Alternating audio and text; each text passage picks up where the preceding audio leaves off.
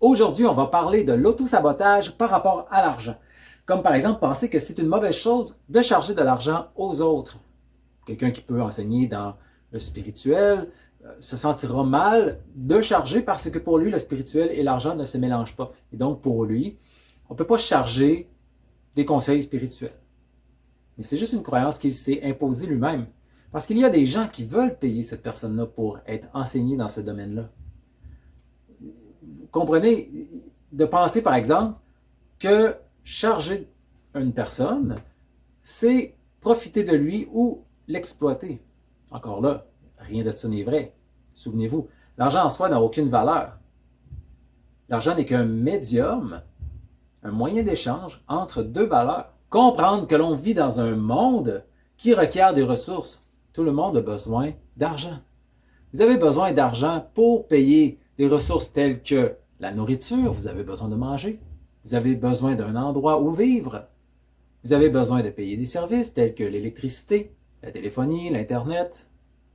Vous voyez, le temps que vous donnez à quelqu'un pour lui offrir un service, c'est du temps que vous ne pouvez pas utiliser pour gagner de l'argent, pour avoir des ressources. Pourtant, vous pouvez offrir des services qui requièrent du temps. Peut-être que vous offrez des services qui vous requièrent de payer un service Internet parce que vous faites des services en ligne, peut-être.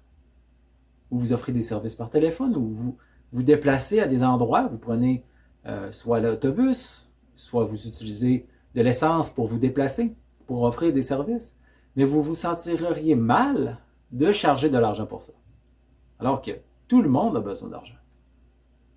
Nous vivons dans un monde qui requiert des ressources.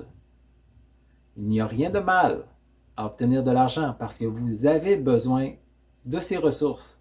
Et ces ressources peuvent s'obtenir avec de l'argent. L'argent en soi n'a rien de négatif ni de positif. Ce n'est qu'un médium entre deux valeurs. La légitimité.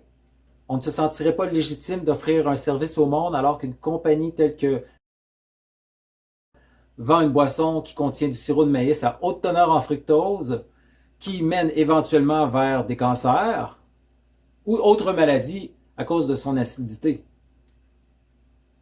Ça tue des gens, ça. Alors que nous, on se sentirait mal d'offrir un service à quelqu'un qui peut transformer sa vie de façon positive. Comprenez-vous? Peut-être que même vous consommez de telles boissons, vous vous sentez pas mal d'acheter ça. Mais par contre, vous vous sentirez mal d'offrir des services qui peuvent transformer la vie des gens. Vous voyez à quel point c'est illogique de penser comme ça. Comment ça, ce serait légitime pour de faire une fortune en vendant des produits qui sont nocifs pour les gens, alors que vous ne mériteriez pas et vous ne seriez pas légitime à faire de l'argent avec vos talents. L'argent est un effet secondaire du fait que nous faisons ce qui nous passionne. L'argent est aussi un effet secondaire du fait que nous donnons de la valeur aux gens. Le but principal, ce n'est pas de faire de l'argent. Le but principal, c'est d'offrir de la valeur. L'argent viendra. Donc, cessez de focusser sur l'obtention de l'argent. Focussez sur combien de valeur vous pouvez offrir au monde. Plus il y aura de valeur, et plus il y aura d'argent, tout simplement. Encore une fois, souvenez-vous, l'argent, c'est rien. Il n'y a pas de valeur dans l'argent. L'argent est un médium, c'est-à-dire ce qui se trouve entre deux choses, entre deux valeurs. L'idée qu'avoir beaucoup d'argent est quelque chose de négatif. Qu'avez-vous besoin d'être vrai en vous pour que cette affirmation-là se tienne? Avoir beaucoup d'argent, c'est très relatif. Vous savez, il y a des gens que lorsqu'ils ont moins de 50 000 $ dans leur compte, ça va pas bien. Alors qu'il y a des gens qui vivent heureux avec seulement 15 $ en banque. C'est très relatif. Combien de valeur offrez-vous aux gens? Si vous offrez beaucoup de valeur, c'est correct que vous receviez beaucoup d'argent. Parce qu'avec beaucoup d'argent, vous pouvez en offrir encore plus. Pourquoi ce serait des gens comme des compagnies qui font des produits qui sont mauvais pour la santé, qui pourraient avoir beaucoup d'argent? Pourquoi des personnes comme vous, qui ont sûrement plein de belles choses à apporter au monde, qui seraient pauvres. C'est pas à cause de vous, c'est juste une question de croyance et de perception par rapport à l'argent. Si vous refusez de participer au jeu de l'argent, si vous refusez de voir l'argent comme étant une belle invention, bien vous en subirez les conséquences.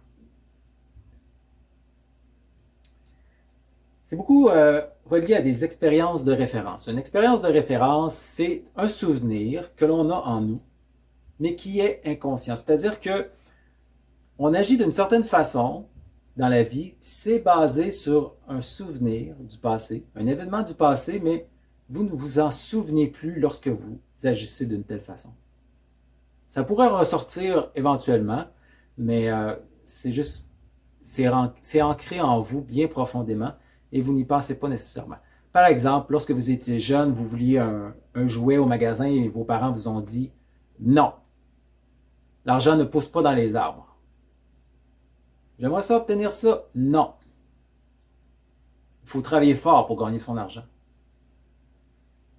Ça crée des sortes de blessures à l'intérieur de nous lorsqu'on est jeune par rapport à l'argent. Ça nous crée des pensées, ça nous crée des croyances. Et on garde ça et ça reste enfoui au fond de nous. Et là, on se construit un système de croyances sur ça. Et il y a tellement de couches que l'on n'arrive plus à voir le noyau de ça, qui est cette expérience de référence. Mais vous n'avez plus besoin de vous répéter ce scénario. Vous n'avez plus besoin de vous raconter cette histoire. Vous pouvez laisser ça aller. À partir du moment où vous en prenez conscience. Comme je vous ai déjà dit, la clé, c'est d'en être conscient. Nous pouvons donc reconnaître que nous sommes abondants et que l'abondance se trouve tout autour de nous. L'abondance, ce n'est pas juste une question d'argent. L'abondance a plusieurs formes. L'abondance est tout autour de nous. Par exemple, si l'on expérimente le manque, en fait, on expérimente une abondance de manque. Nous sommes toujours abondants.